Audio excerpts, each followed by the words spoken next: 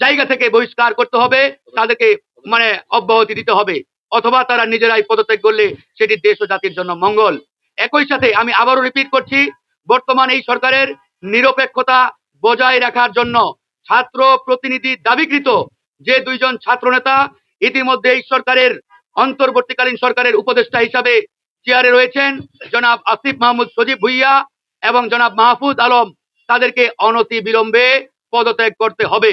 তারা যদি পদত্যাগ না করে তাহলে গণ অধিকার পরিষদ অন্যান্য সকল রাজনৈতিক দল এবং বিপ্লবের পক্ষের শক্তিগুলোকে নিয়ে অতি দ্রুত কঠোর কর্মসূচি ঘোষণা করবে। আমরা স্পষ্ট করে বলছি, এই সরকার জনগণের সরকার, কিন্তু জনগণের আকাঙ্ক্ষা বাস্তবায়ন না করে এই সরকার একটি রাজনৈতিক দলকে পিছন থেকে পৃষ্ঠপোষকতা দিয়ে সেটাকে পুষিয়ে পালিয়ে সেটাকে সবল করছে।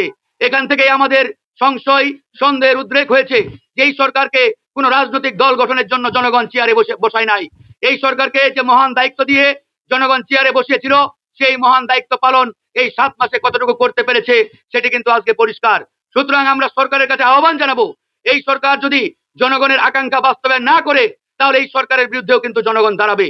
আজকে নিরপেক্ষ নির্বাচন এই সরকারের অধীনে হবে কিনা সেই প্রশ্নেও রাজনৈতিক মহল এবং জনগণের মধ্যে দেখা দিয়েছে। কারণ এই সরকারের এই 7 মাসের যে কর্মকাণ্ড, এই কর্মকাণ্ড এটাই প্রমাণ করে যে এই সরকার নির্দিষ্ট একটি দলের পক্ষে নগ্নভাবে যে পক্ষপাতিত্ব অবলম্বন করেছে, সেই জায়গা থেকে তাদের মাধ্যমে নিরপেক্ষ নির্বাচন আশা করাটা অনেক দুরূহ।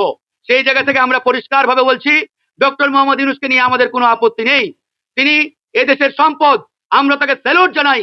কিন্তু প্রশ্ন হচ্ছে, ডক্টর মোহাম্মদ ইউনূসের চতুর্দিকে যারা রয়েছেন এরা এক একটা আওয়ামী এজেন্ডাধারী, আওয়ামী দালাল, এবং এরা নানাভাবে আওয়ামী লীগের কাছ থেকে সুযোগ সুবিধা নিয়ে এই সরকারের যে ছাত্র উপদেষ্টা ইতিমধ্যে রাজনৈতিক দল গঠন করেছেন তাদেরকে নানাভাবে তারা পৃষ্ঠপোষকতা করছেন।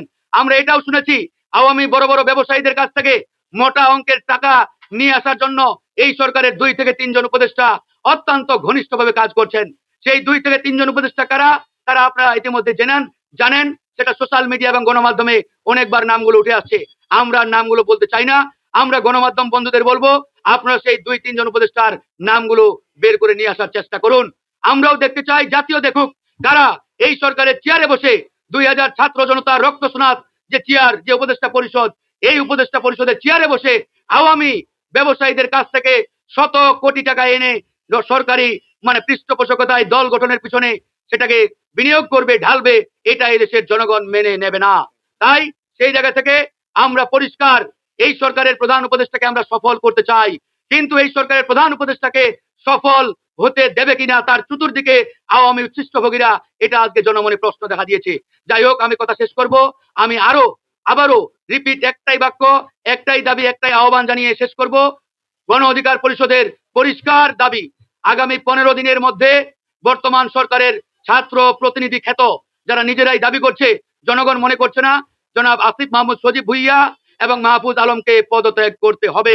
তারা যদি আগামী 15 দিনের মধ্যে পদত্যাগ না করে এবং ডক্টর মোহাম্মদ ইউনূসের সরকার এ বিষয়ে যদি কার্যকর কোনো উদ্যোগ না গ্রহণ করে, তাহলে জনগণকে সাথে নিয়ে এবং বিপ্লবের পক্ষের সকল শক্তিকে নিয়ে গণ অধিকার পরিষদ কঠোর কর্মসূচি ঘোষণা করতে বাধ্য হবে।